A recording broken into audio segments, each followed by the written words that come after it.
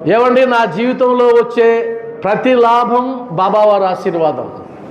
నా జీవితంలో ఎదురయ్యే ప్రతి నష్టం బాబావారి ఆశీర్వాదం.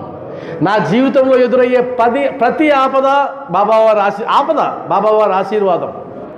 మీకు మగధీర సినిమాలో రామ్ చరణ్ డైలాగ్ ఉంది, ఒక్కొక్కరిని కాదు షేర్ ఖాన్ 100 మందిని ఒకేసారి పంపించు.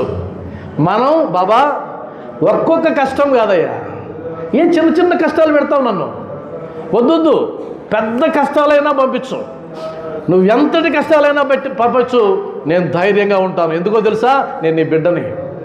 ఏ కష్టం నన్ను ఏం చేయలేదు, ఏ రోగం నన్ను ఏం చేయలేదు, ఏ అశాంతి నన్ను ఏం చేయలేదు అన్న స్థితిలోకి వెళ్ళిపోవాలి. శ్యామ ఒక మాట అంటాడు సచ్చరిత్రలో, బాబా నువ్వు ఉన్న చోట నుంచి కదలవు, ఉన్న చోటనే ఉండి మా జీవితాల్లో అలజడి సృష్టిస్తావయ్యా. అలజడి సృష్టించేది నువ్వే, నీ పాదాల దగ్గర లాగేది నువ్వే, అలజడిని తీర్చేది నువ్వే. ఎంత గొప్పవాడు అయ్యా, గొప్ప నటుడు అయ్యా అంటాడు. అది అర్థమైతే చాలు.